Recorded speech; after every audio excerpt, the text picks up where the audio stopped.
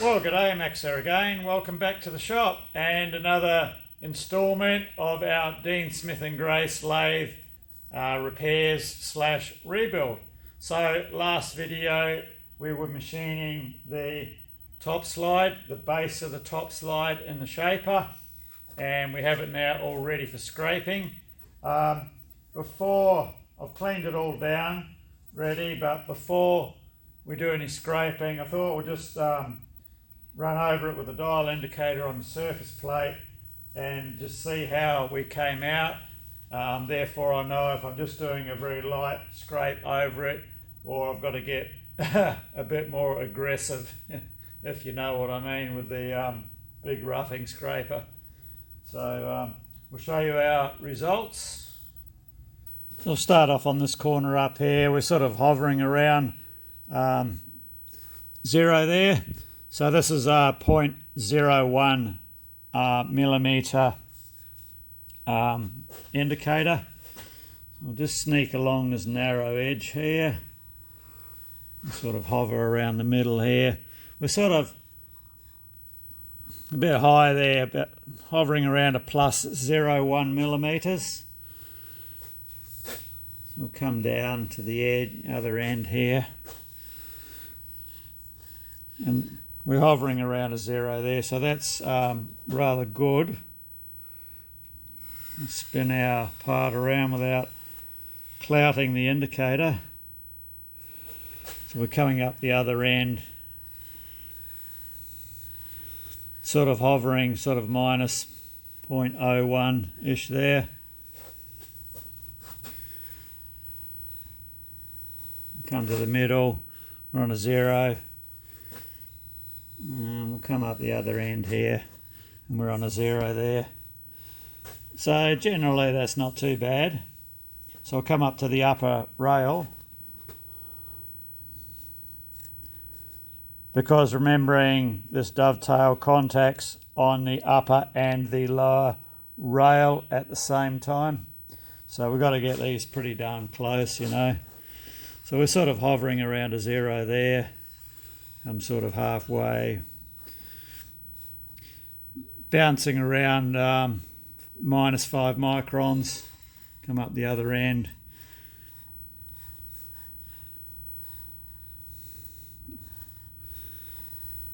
Drops off a bit there. 1.5 divisions, 1.5 hundredths of a millimeter. Just pop over to the other side. I'll have to swing it round. We'll go this way. Same end, minus 1.5. We'll come up the other end, or middle, probably minus 1. So we're not that bad really, you know. What would that be? Sort of, we're under a thou anyway, so that's quite a good result. Not too much scraping to do. And last video we measured the dovetails for being parallel, and they are spot on. Okay, so great result that. And of course those measurements are all taken relative to the underside as well. So we can get a depth mic measurement now on the height difference on our from upper to lower rail. So 5/8 of an inch, 0.625 inches is what we're aiming for, just to keep things standard or as per the original size. Smack on it there.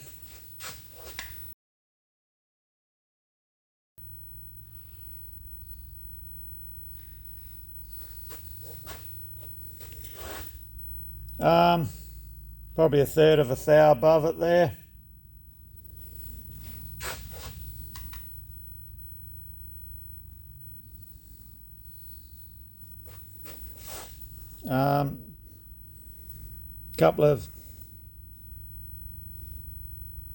Probably a couple of tenths above it there.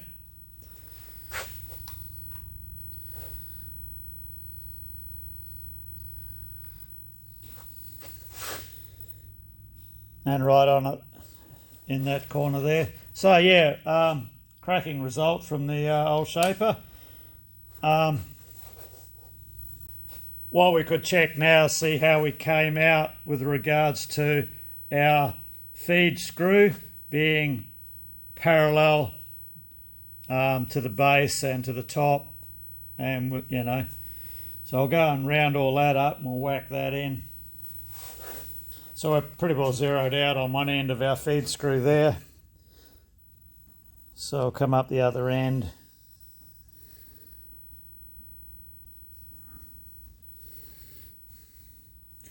So we're pretty good there.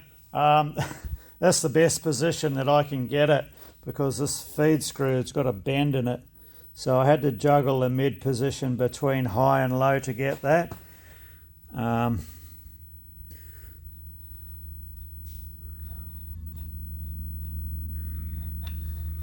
See the bend in it? I think it's close to 50 thou bend in it.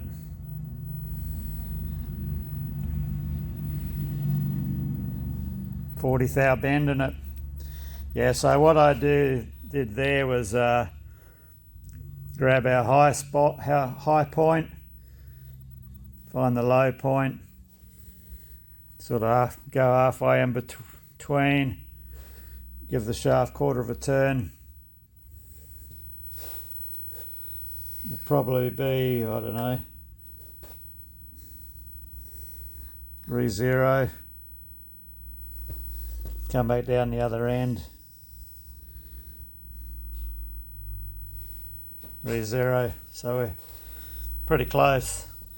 So I'd say we've got our alignment with the screw pretty well, you know, close enough. And that's one you've always got to keep in the back of your mind, because you've got to have it, you know, pretty well within a couple of thou at least, parallel to your sliding part. Otherwise your nut is going to bind up. So we'll have to do a bit of work to the screw and decide what we're going to do with it, whether we make a new one or straighten this one, or we'll check it out later on when the time comes. So yeah, the shaper did a very nice job, all cleaned up, all the gnarly spots cleaned up very well. Well, we did take a few thou off it, so hey. Okay, the top half of our slide I'll do off camera, as it's exactly the same process as the cross slide that we did a couple of videos back. That way I can knock it out pretty quick if I'm not filming it. Yeah, it's exactly the same. I'll take you over, I'll just show you something on the cross slide before we start machining it. And as far as our lower top slide base here that we've done, I would have probably broken just about every rule in the book, or flexed every rule in the book with regards to setting up on a shaper. And a big part of that involves, you know, you've got a stack up of tolerances. I mean, you've got the shaper base, got the sub plate, then we've got our top slide, even though, the cross slide, and even though we were using the cross slide as a sub base, and that was all indicated in, you're still going to get a stack up error tolerances. And then the worst thing you can do on a shaper, and we did it and got away with it, was machine half your part, rotate at 180 degrees and carry on machining. Very rarely will that ever come out in the same plane. There's always a lot of fudging to do, and I had to do a lot of fudging off camera to be able to achieve these results. It's not generally on a shaper. My experience is, even a milling machine can be the same. You're not going to get results like that all of the time, straight up, you know. I don't know how a brand new shaper would go. Mine's not brand new, but it's not really that clapped out and old either. So yeah, I could have made a whole complete video on how to set up and fudge a shaper to get accurate results It's probably well worth doing one day, you know, but we're rebuilding a Dean Smith and Grace lathe, not giving shaper lessons in this particular video. Okay, let's, yeah, it would have been a good video with some, which I'll show you one of the things that I do.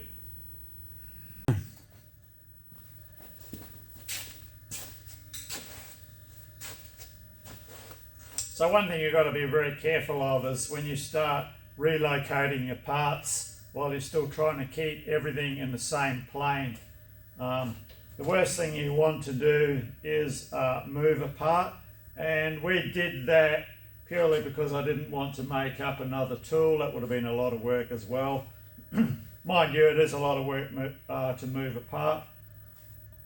So what happens if you've got your part in the shaper, you take your cut, and if you flip it 180 degrees, as we did, any stack up of errors you've already got, I mean, you can only clock in your base so accurately, you're never going to get it exactly spot on, because, you know, remember your RAM, you've got clearance in your RAM and table and everything. What happens is any error there immediately doubles. So you're up, then you've got to fudge that out of it, otherwise you start machining a twist in your part.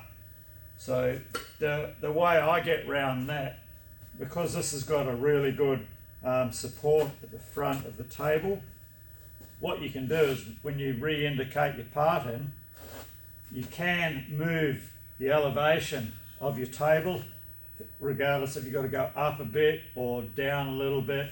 And that will tilt your table a few thousandths of an inch.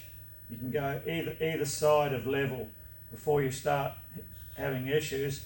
Sometimes if you've got to go a long way, say 10 thou, you may find you've got to back off slightly your gib strips. This has got adjusters for top and bottom rails. Sometimes you've got to slacken them off a bit, otherwise it will bind up on your crossfeed. And that's just one way of fudging a tilt in your table when you don't have a fully universal table that does tilt. But yeah, there's a lot in it. Clamping with indicators and making sure nothing moves, and unclamp, reclamp. So yeah, I could do a whole video on a setup like that, but we may leave that for another occasion. I will keep it in mind for a future topic. So, okay, let's just have a quick perusal at the upper section of our top slide. Right, so this is the underside of the upper section. So, same as the cross slide. I'm just going to do a skim cut across here.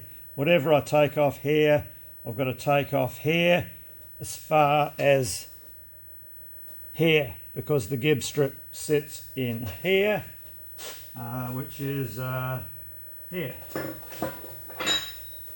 This machine has parallel gib strips. They're not tapered gib strips, so whatever we mess around with taking material off the dovetail angle, there's no real effect on the gib strip itself, as long as you don't start taking too much off, you know.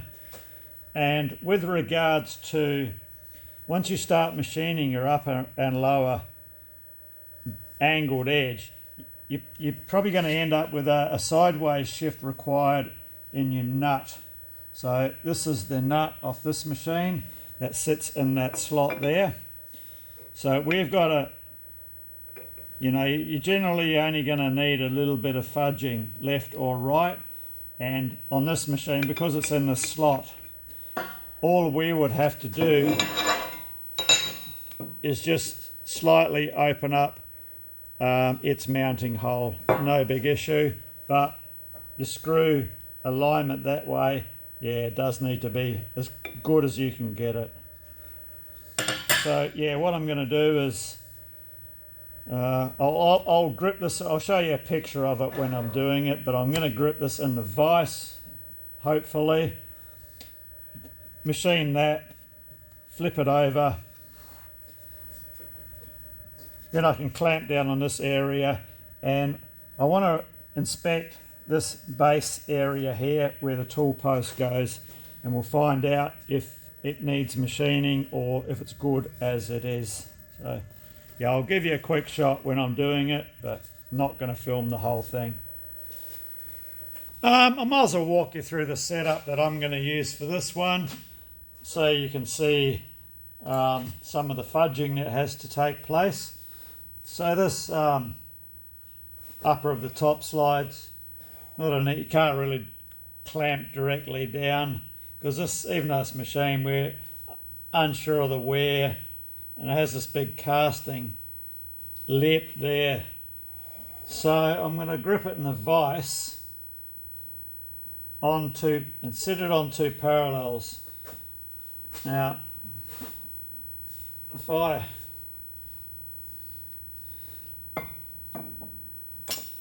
set that down there, you'll note that the vise jaws are not in place, and otherwise the vise isn't big enough. So I'll substitute those with a strip of aluminium at this end, and likewise at the other end. Just make sure they're below the level that we're going to machine. I just only go very lightly nip this, because I still will probably have to tap it around. It's not important in this case, but our fixed jaw is against tool pressure, because we're only taking light cuts. If you're really hammering into it, you should have that, but if we had the vise the other way around for what we're doing, it's no big deal. Now our vise, it's only very lightly nipped down at this stage. So what I want to do next is indicate our part in along one of these parallel edges. Any one will do. We'll go for this inside one, which is where the gib strip goes up on. Should give us a good edge above those grub screws to run the indicator. So I'll probably adjust the stroke of the machine now and the stroke position, so we get our indicator running in this area here. Probably have to shorten the stroke up, I'd say. And I've already done it, but check your clearance between the underside of your ram, your vise and your part. So our stroke's too long, so we'll shorten that up so the indicator doesn't drop off the end and damage it.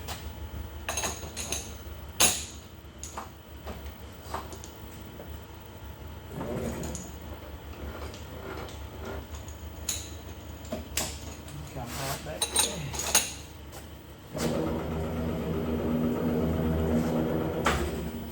Bit shorter.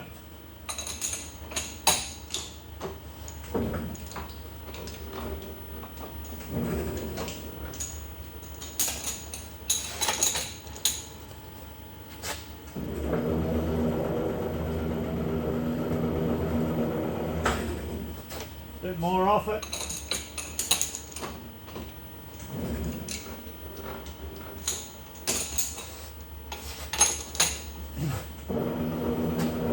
Okay, so let's reposition the ram to bring our indicator back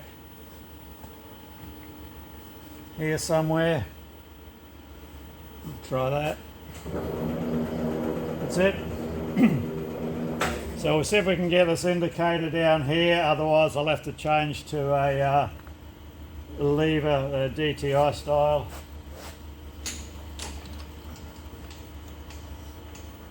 Bring the table across. And I always try and do this centered as close as I can to where the tool's going to go, just in case there's any wishy-washiness in the machine that way. You can sort of get on this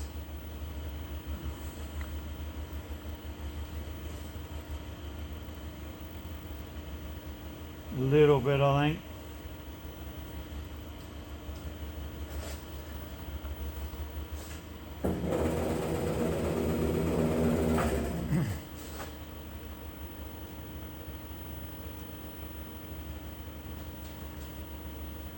it's gonna it's gonna dick me around.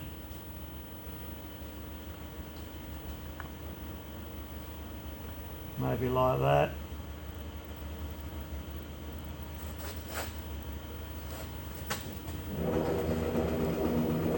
Hello.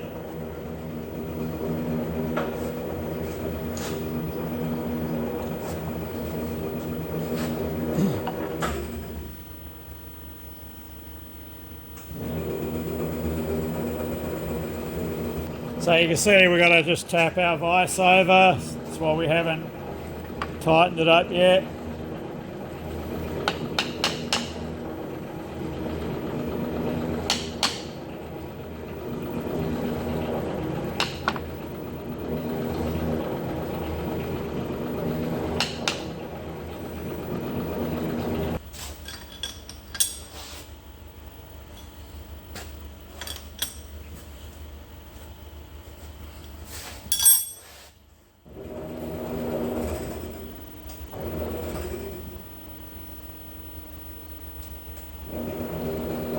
Pretty well zero back there, and likewise half a division, you know, that's you can chase that, but remember you got play in the ram, you know. So okay, let's set up near enough that way. So next we've got to indicate it in this way. So the part is held as square as it's going to be held by the vise, as we're on two parallels and clamped up. So we can't really move that too much. We can find a safe spot to indicate. Try the slideway. Just check our distance. Further to the back.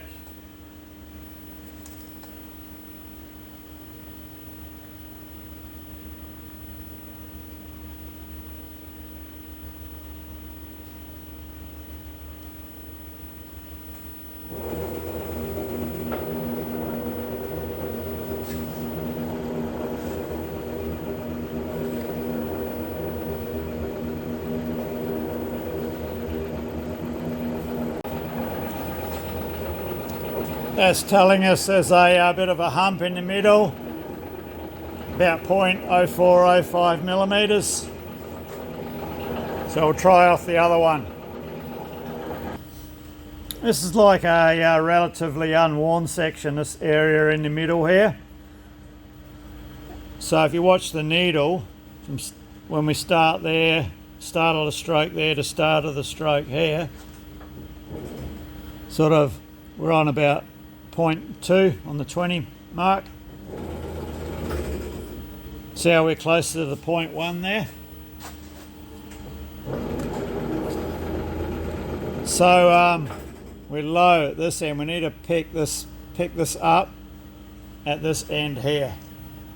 So with the machine running, I'm going to raise the table slightly. Now my table support here is in the rocked position, so in effect it'll have a cocking effect on the whole table. Might even bring it back up square where it's supposed to be. So I'll just adjust the needle so it's not touching at the rear and it's just touching at the front. So it's only touching at the front. So I'll bring the table up.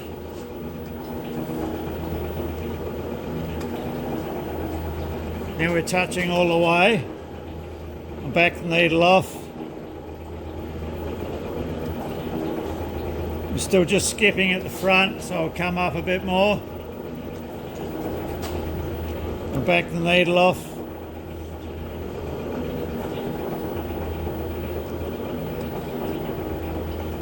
Just skipping at the front again, I'll come up some more.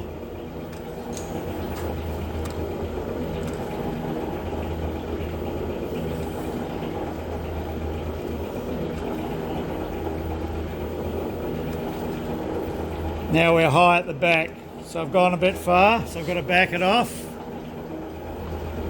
So I come down, past where I was, I'll come back up again.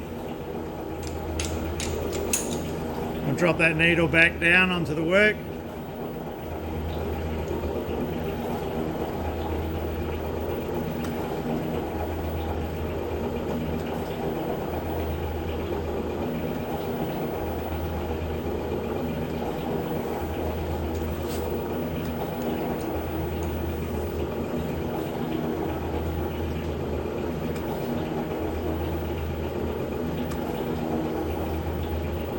Pretty good there.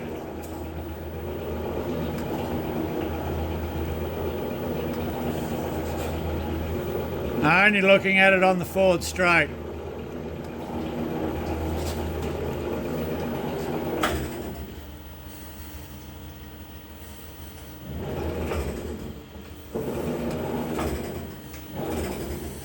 Might need to come up, maybe just a fraction.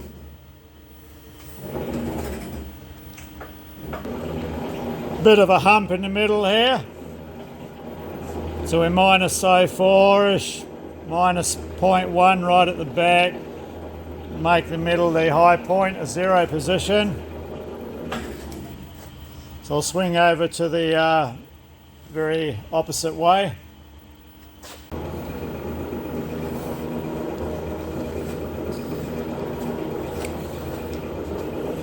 So we've got a minus 0.05 in the middle.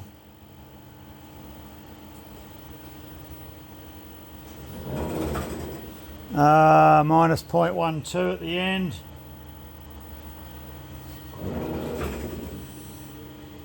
Close enough to minus 0.1 up this end here.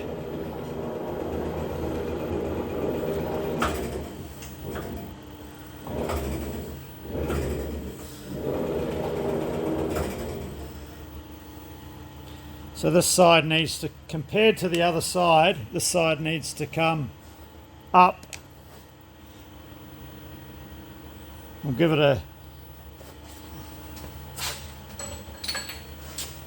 and just take a little bit of tension off the vise. I haven't got much tension on this anyway because I don't want to put any or create any warpage in the part. So we can, while we're over the side, let's just try going up.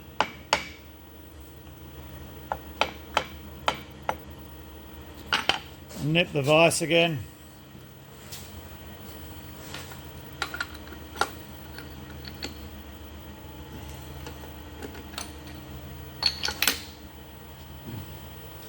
I need to balance these two out-ish. I just bumped that, did I?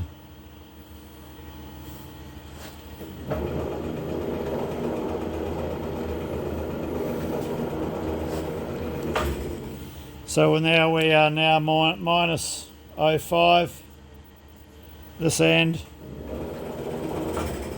minus 05ish, that end.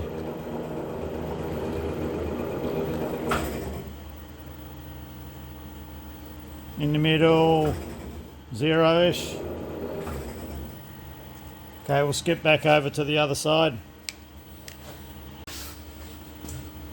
Nip this vise down. That's all it needs, light nip.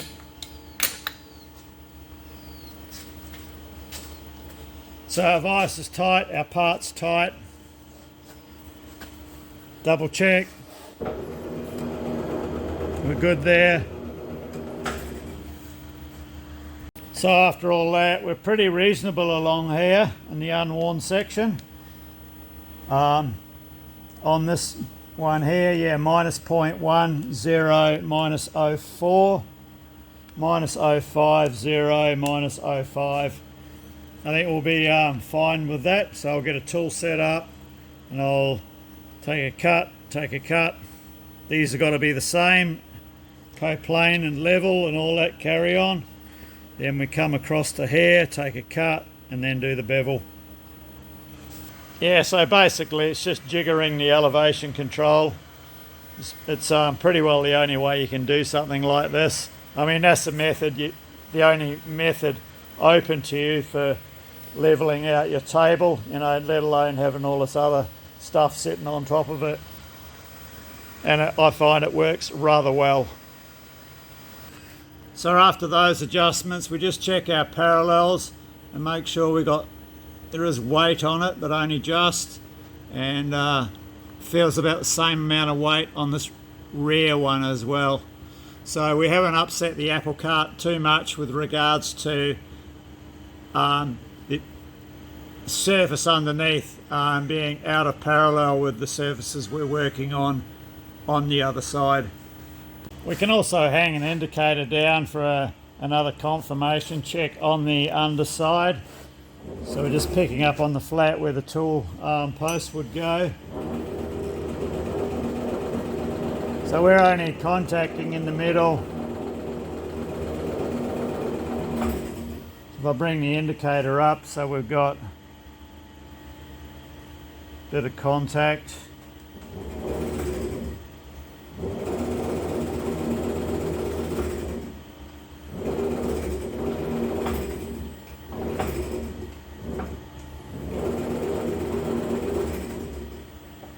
Sort of in the middle, we're plus 1.5. Come down to this end here. I'll bring the camera around.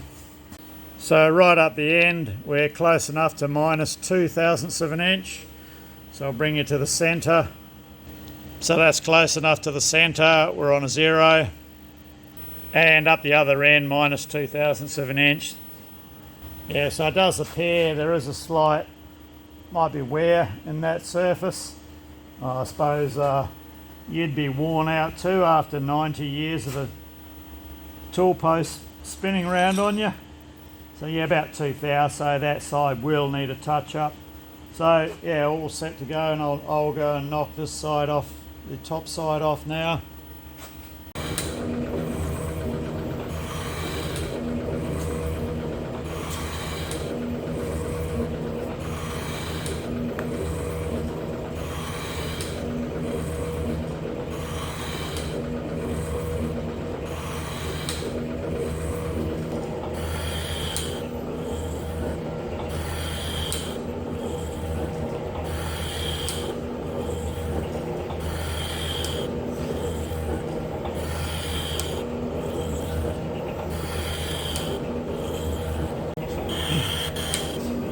So we're just cutting in the relief area and between the two sliding surfaces.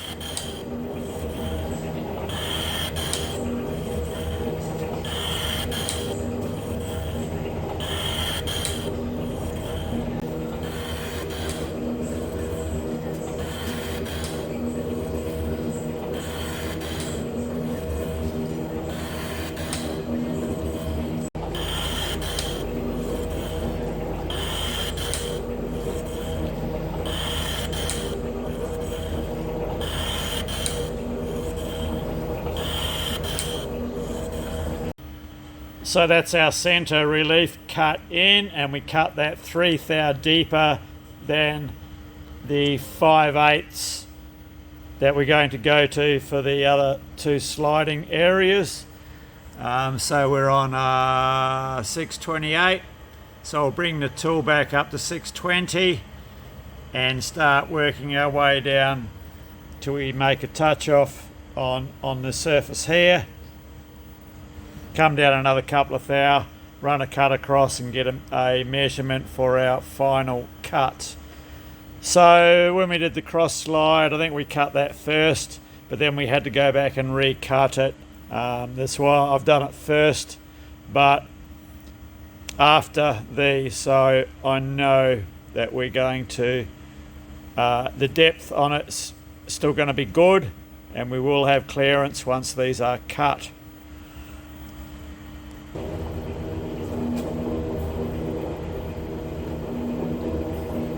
That's at 620, 622, 23, 24,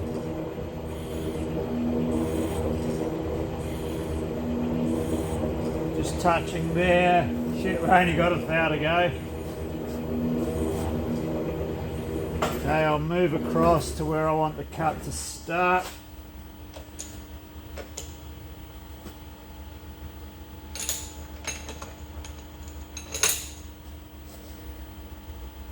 We have not much clearance here.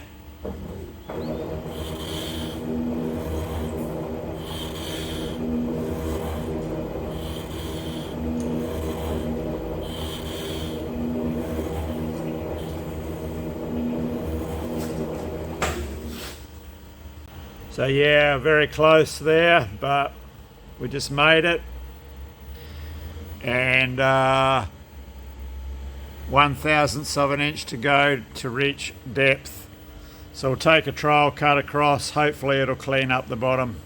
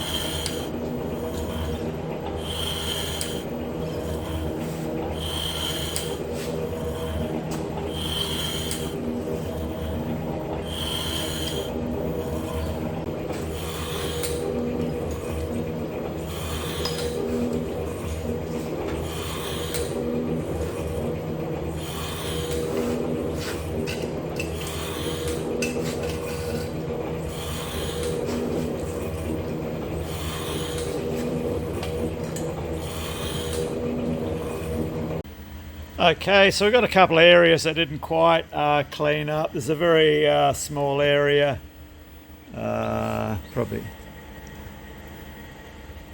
just here,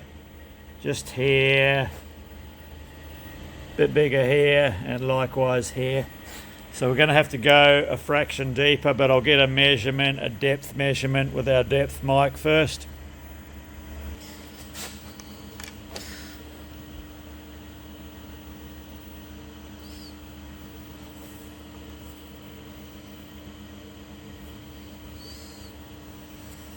So we've got a bit to go, so we've come up 2/1000ths of an inch shy on our 625.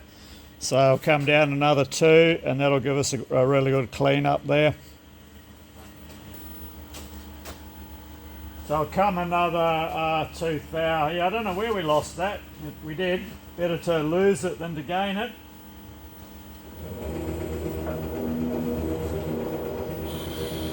There's 1.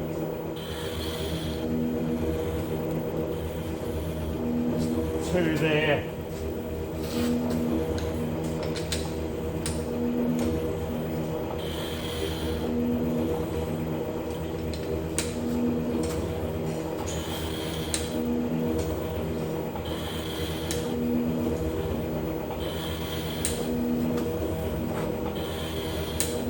And it looks like we're going to clean up down here as well.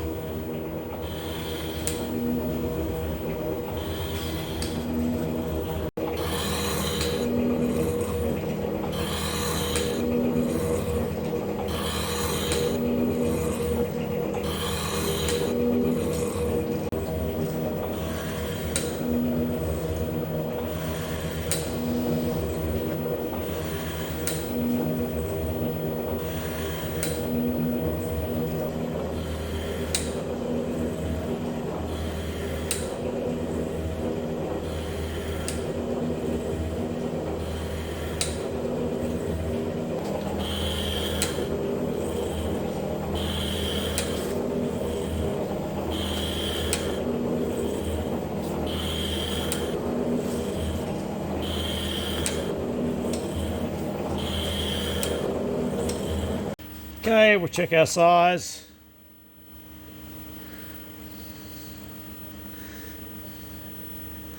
We're just less than, just under 1/2 thou to go. We'll let that go because that'll come out. When we do the scraping, scraping to fit and dimension, we need to be working on the wider outer faces first. So we bring this down until we're getting a bit of good contact with the other areas of the dovetail. So that's this part complete. Okay, let's get her out.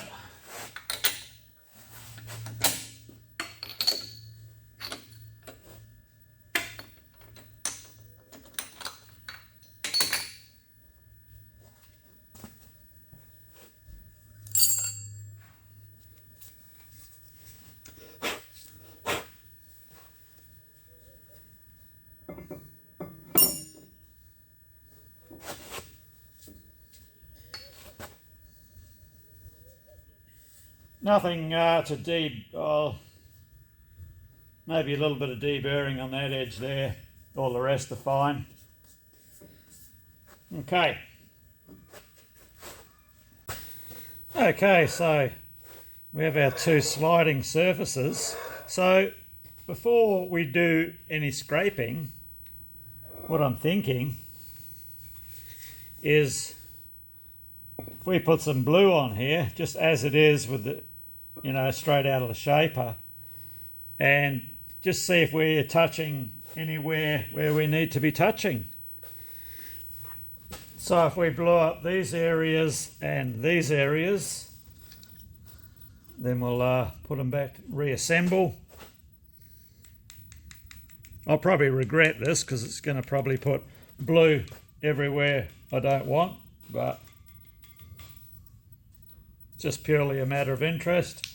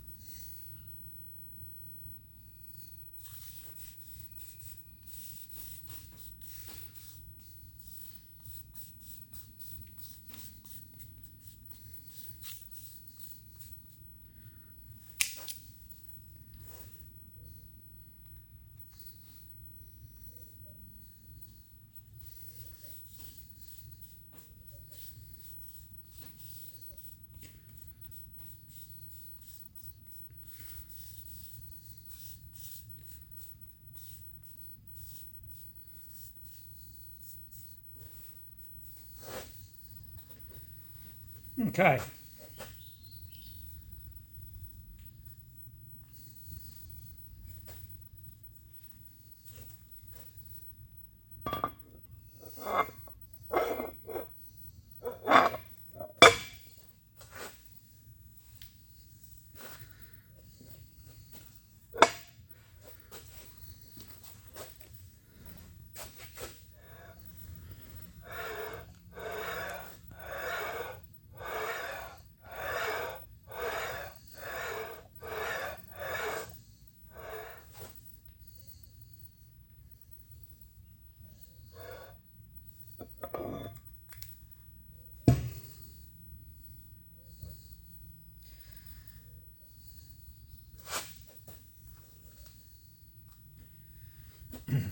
Well, we're not too far out. So this area here is touching there. And the wider area here. That's just probably from me running off the edge. We got a bit there. At least it's level, So if we look at the two centre areas, getting a bit of touch off there, a bit lighter down there. So that's well within the realms of being scrapable. I'm not going to check the dovetails at this stage, but we will do that once the flat surfaces are done.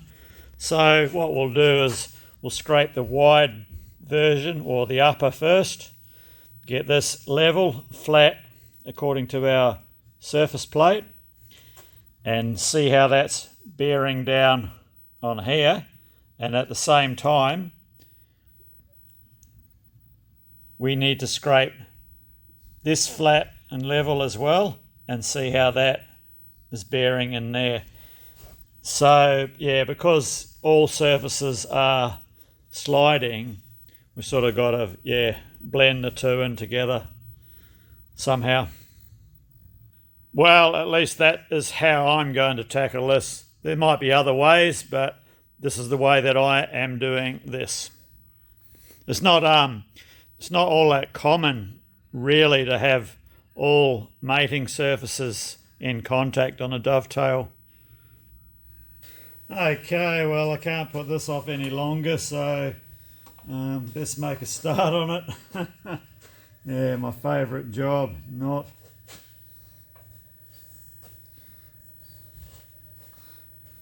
It's not only going to do a bit of a lightish, not a full-on heavy scrape. So a bit of a light, like a medium scrape over it, and then I can blue it up and see what's really going on then.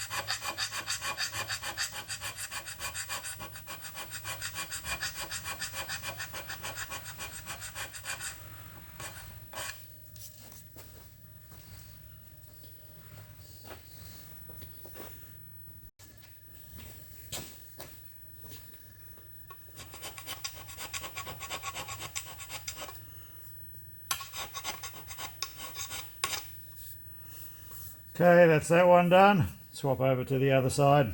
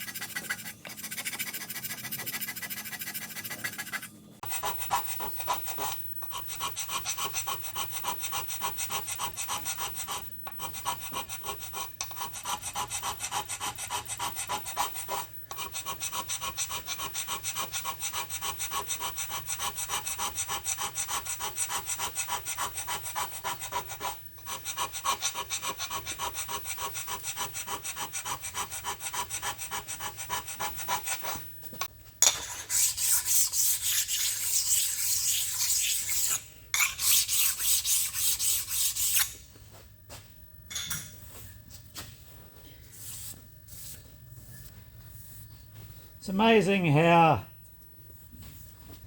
the material that comes off your scraper, how magnetised it becomes.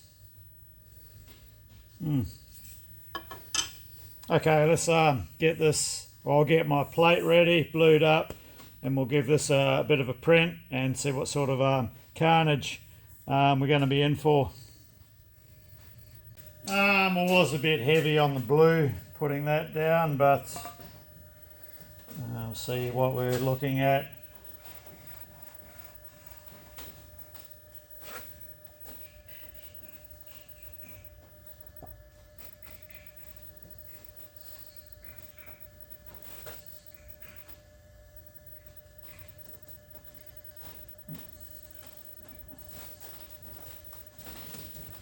yeah, thought we were way too heavy. But what's good is we're slightly hollow in the middle. So, you know, you don't want that rocking effect when you're trying to blue something up. Otherwise, you're going to get false readings on your corners. Okay, what I might do is reduce some of that blue and redo it.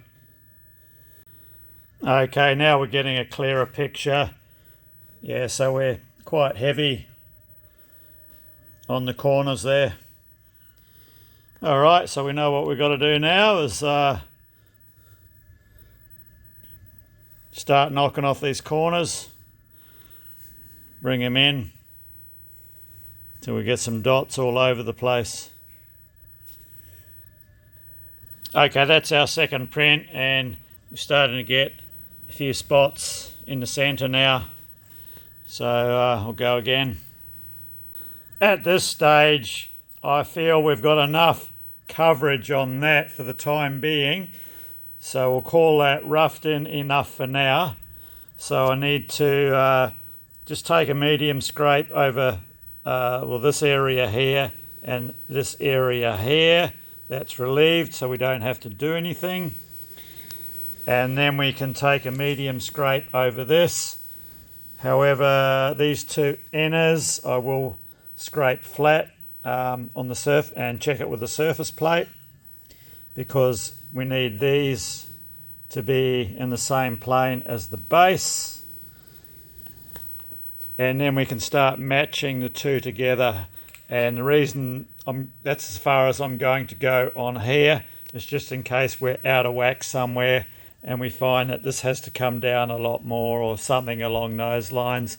We don't know yet till, we've completed the initial scrape over them and then match fit them together.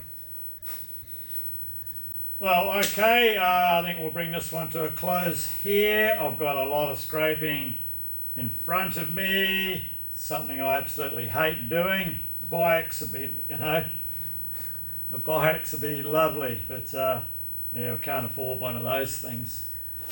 So, I guess next episode, we need to, I'll have all the rough scraping done by then, and then we'll match fit both halves together.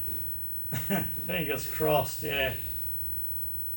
all new ground, something like this for me. I've never match fitted a 6-facet dovetail before.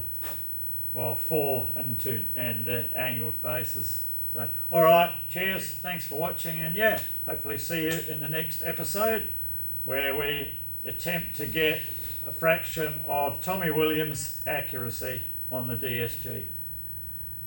Well, I'm over all the scraping caper for the day.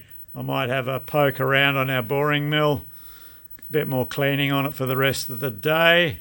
I actually want to get the thing powered up and see what works and what doesn't before I really get too involved with it. All right,